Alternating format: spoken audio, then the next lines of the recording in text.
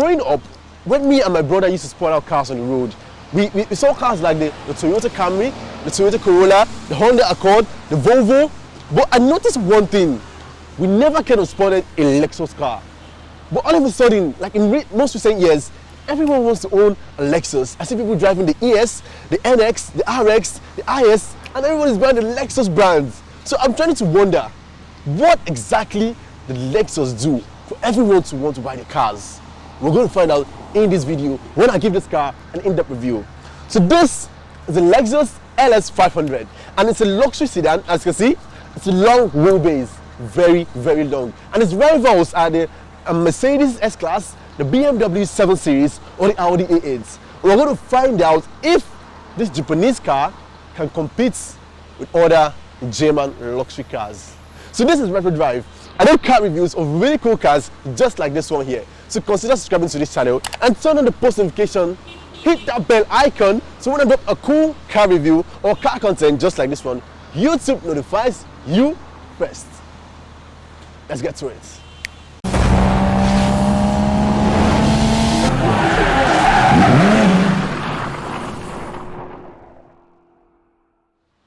Toyota decided to create a luxury brand out from their boring, normal cars they have that everyone buys for a daily drive. So they came up with Lexus. And when they come with Lexus, let's just talk about the first car that they would make. And the LS series was what they first made. So the LS400 was made in 1989. The car looks a little bit boring. I'm going to leave down the screen right now. And all those years of evolution down to this, you have the LS500. So even the one in 1989 was a really, really luxury car compared to other cars of those years. And I really, really love the design. You can see it's really eye-catching. Everything looks different. From the previous generation of the LS, you have a completely different design that you have right here.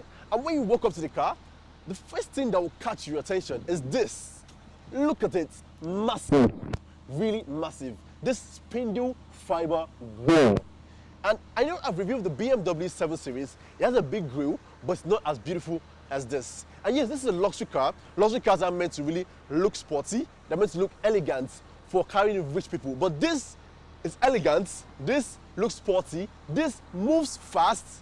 And that is just breathtaking. So right behind this Lexus logo, you have a radar sensor here that uses for that's used for your safety features like the forward collision assist and lane assist. You also have a camera right in front here, and this car has 360 camera, which I'm going to show you in the infotainment screen on the inside. So you also have these headlights, and as you can see, the daytime running lights enters into the bumper of the car, and I think this is just wonderful. Although in the 2020 version of this car, it's kind of, they brought it kind of up. I don't know why I did that, but I think I prefer this. You have some parking sensors. You have air inlets here that's actually really legit. Like it actually puts in air into the car and around the tires for aerodynamics. I like all those chrome bits that are around the car. Everything looks really, really beautiful. Come take a look at this. Now, this is a huge tire. Okay, what is this? Is this 20? Let me just take a look. And yeah, 20-inch alloy rims. And I like the kind of matte painting they gave it. It's not covered in chrome, so it doesn't look all shimmery. You understand what I mean? So you also get chrome tips here, chrome tips right here, and Lexus gave this car the 6-window design. So count with me. You have 1 here, you have 2 here, you have 3 here, you have 4, these small bits, 5, and 6. Wow! I love how they made glasses and windows around here to give for enough visibility for the driver everywhere. And you also get a blind spot assist, a camera, really impressive. So I like this top also. As you can see, it's black, and you all get 2 more roofs, which I'm going to show you when we go to the inside of this car. Now come to the back. Now the back also looks sporty. Wow, elegant looking car. Okay, so you have chrome exhaust tips, but when you take a look inside, you're going to see the real exhaust. I actually think it's better than the S-Class. The S-Class just leaves their own really, really silly, and Mercedes just don't want to stop that. You have the LS500 badge here, and this cool-looking rear, what do you call this, lights. You also have chrome in between, and it spreads all the way down here although the light just shows to this point, consider this. When I want to put my stuff into my trunk, if I don't use my key, that's what I do. Oh, I shouldn't have hit that. Yeah, but anyway, it's gonna open and you get quite a lot of trunk space. This is, I think it's smaller than the Mercedes S-Class, but what else do you want to carry? I guess this will carry like a lot of bags, and this should be pretty decent enough for cargo space. You use the button to close it up. Now, let's talk about power. So, the previous generation, you get a V8 engine, and I guess that will make the car even heavier. It might put a lot of power, but let me show you this. Woo! Wow, I love how everything is packed here neatly. So for you to get into this engine, you have to like unscrew and remove all this plastic materials. But what I'm trying to show you here is that this generation, you don't get a V8 anymore. So this is a 3.5 liter twin turbo V6 engine. And you don't need to be worried and be like, okay, why did they remove a V8 with more power and put a V6? Yeah, the twin turbo complements that V8 that left. So it's even put out more power than you get in the V8. So this puts out 460 horsepower and 442 pound-feet of torque. I think it puts out more power than the S-Class. I think so. So I guess the power is pretty enough for this car. Even though this car is kind of like heavy, the power will deliver what you need. I don't know why you need a heavier car. I don't know why you're rushing if you have money. This is fast enough. So let's quit talking about the exterior of this car. Yeah, I know the exterior looks very beautiful. It looks really elegant, has some kind of shaping, some edges, some crease on the body. But where this car thrives is on the interior, because this is a luxury car. So everything is on the inside. So let me take you inside. Come and experience true luxury. Come on. So when you try to get into this car, it's something the air suspension does. So it raises the car up by 40 millimeters so you can get into the car easily. And this is a perfect feature for old people that have bad backs. So let's hop in. Oh man, I really love how the interior looks. Now comparing it to its rivals, the BMW doesn't come close. To me, the S-Class is kind of in the same range with this. Now I like how everything is laid out. You have knobs here and knobs here. You have a head-up display. Let me put this car on. Chill. And yeah, see the display that appears here and the display that appears here. Perfect view definition. Now I love everything about this car. Firstly, I love the beige interior, as you can see here, and the leather feels really, really premium. You see perforated leather right here. It comes with heated and ventilated seats. Right here on the door panel, you have different dimensions. You have chrome around here. You have a gloss wooden feel. You have suede material here. You have leather here. Like, you see all the details they put into this car because they know it's a luxury car and they give you the what for your money. So this armrest is called a floating armrest. As you can see, it doesn't look like it's attached to the door. So it's kind of floating. Every button here feels premium to hold. You have soft touch leather that also feels really, really premium. Ow, it is hot. Now, what do you think about this interior? What do you think about this steering wheel? What do you think about this gloss wooden feel here and everything? Now, take a look at this gauge cluster. You can see it's not like the traditional gauge cluster. You see just one gauge cluster. So you can have the speed of the car and you have the tachometer. Everything is in one place, and it's been long I saw something that looked like this. The last I saw this was in the Chevrolet Sonic, and I guess this is just really nice. So they put in the temperature gauges here and the fuel gauges right here. You have this knob, and this knob is used to change your driving modes. As you can see, comfort, eco, comfort, sports. And when you put on sports, look at what happens here. So when I change my drive modes, the display here changes also. Reminds me of the Lamborghini Urus. Now, this is really, really nice. So from here, I can also choose to control if I have a passenger right here with me and the passenger doesn't know how to use the seat controls. I just click on this button here, and any changes I do here would affect the chair right beside me. This has paddle shifters. Yeah, so since it's a fast car, you can just upshift and downshift whenever you like. I love the way these stalks feel. All quality. Now, take a look at this. These buttons also have quite nice quality. You have this one for the cruise control. You have this one for audio and calls. You have wood on the steering wheel, and this will help with the heated steering wheel. You have the start stop button right here, and you have this line that goes all the way through. You know, in some cars, some luxury cars, you get a lot of disturbing like features, buttons everywhere, but I like how this car is kind of minimalistic. You have just basically small buttons. They're not too much. You have a CD player here, and everything you can do with the infotainment screen. Although the one thing I don't like is this. So this is what you use to control the infotainment screen. Sometimes it's kind of hard. So as you can see, you have to move in like a mouse pad, and this is for back. So it's kind of actually very hard to use. If you do, you have to get used to it. If not, you won't be able to use this well. And I don't think I know how to use it well, because this is music, YouTube player.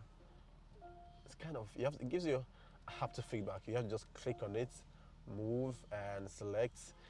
I won't lie, it's kind of hard to use. Then you have a digital clock right here. So now let me put it on. Yeah, this is a 360 camera. As you can see, it's showing you everything that's around the car. It might not be the highest definition, but it's kind of pretty nice. So you can just check out your car, check out things that are around. And this is open because one of the doors is open. So I can even choose to change the color of the car. See? How do I do that? What am I doing?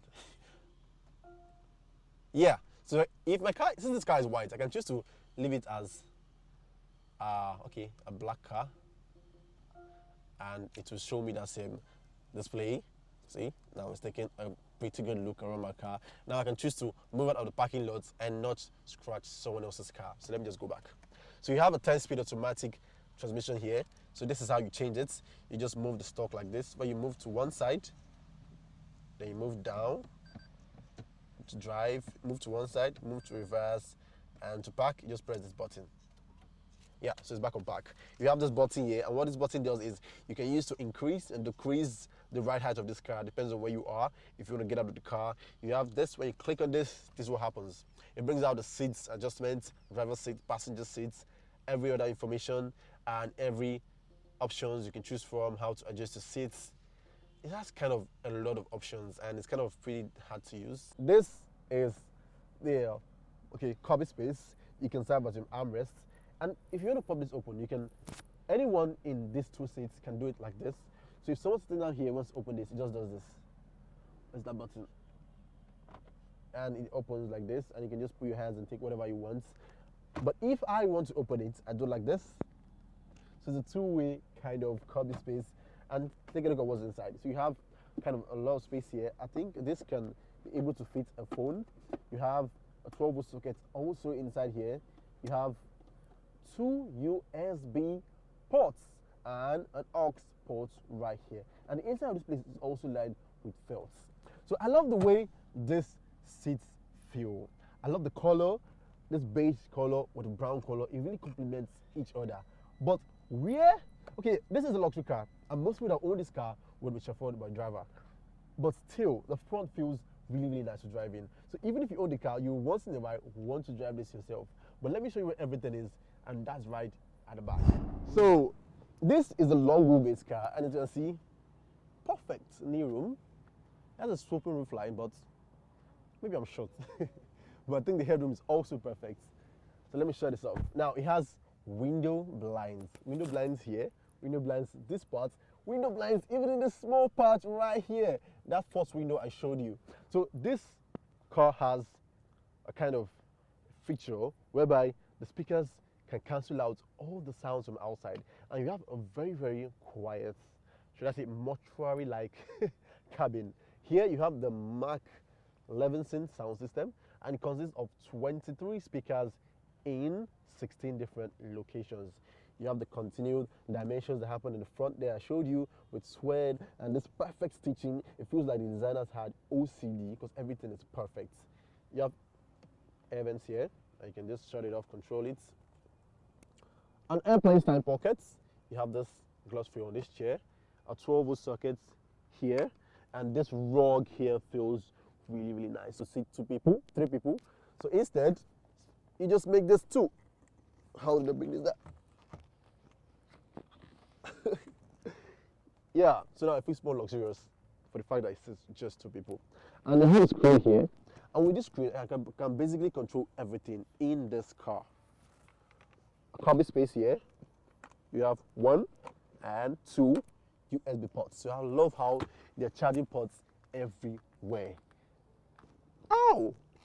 ISO fixed points for child seats. I love how you just have to open it like this. See?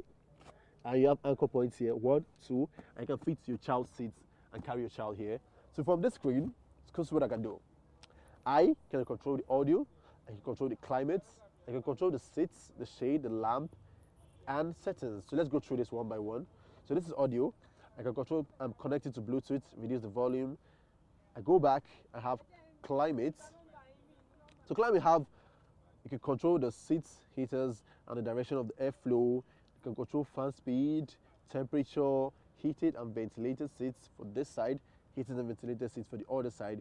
Or you can also put it on auto, so it just does, the car does the thing itself.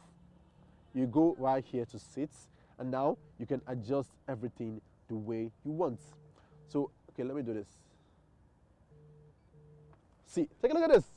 So if I want to have all the space I need, I just hold onto this and it takes this part all the way front. And now I have everything I can do, and I cannot choose to do this. Okay. I can recline this seat back. Where is that? Okay, stop. What am I doing? Stop. Go back. What am I doing? I thought there would be a way I could recline this seat and raise this up. No, I'm going to find that. I'm surely going to find that. Okay, yeah. So this is it. Take a look at my seat. Take a look at my seat. Take a look at my seat. So now I am making this recline. And I can take it back if I want. So see? Now I feel as comfortable as ever. If someone is driving with this car, I will sure not want to come down at all. I'll leave it in that position because I like it. So now you can talk about the massage. See, I can have different, I can control the bolsters, I can control the lumbar supports, the headrests. See this? So you can basically do everything. I can control this in 4 ways. So let me just go right back. And now we have shade and lamp. So you can choose to open the roof. I have 2 more rooms, one here and one here. And I can just do this. Open. Open sesame. Is that all? Okay, the front one will be controlled by the driver in front. Take a look at this. This is for the shade right here at the back. Now this is for this, and everything goes in here. Did you see that? Let me do it again. Let me do it again. So if I take this up, this will go up, this will go up, and this small one here will go up. So see. Wow. Little details that really, really turn me on. So I can also choose to control lights. Okay, what's this? Yeah, this is a mirror. Comes with light, vanity mirror. A fine boy. You also have this hooks maybe for your tuxedo. Now this car is just really nice. Okay, see the lights here. I'll show you. This is it. Everything feels really quality. The rear visibility is poor, but I think the camera can complement for that, so that shouldn't really be an issue. So when I go to settings, now I can choose to put it on the screen. I can even put the screen lock and put my password so no one can touch it. I can choose the brightness of the screen. I can do basically everything with this. Let me just shut this off. How did I put it off? Yeah. So I think I really like this car, and trust me, I'll pick this car over the Mercedes S-Class. I'll definitely pick it over the BMW 7 Series. So just take a step back, and just use the wide angle camera to take a look at this car. Nice. Close my doors. Go out. Shut my doors. There's no Rolls Royce kind of doors. Help me shut it. Bye. So now I forgot to show you something. So this knob controls the drive modes of this car. While this one here is used to put traction control on and off, and it also gives you a snow mode. And there's one other thing that Lexus put in this car. It's called omotenashi. I don't know if I got that Japanese word right, but what it means is some particular features that Lexus brought together to bring this Japanese hospitality in their luxury car. And this includes the air suspension I showed you right here. You can use to increase and decrease ride height whenever you want. You also get side bolsters that when you step out of the car, they go all flat.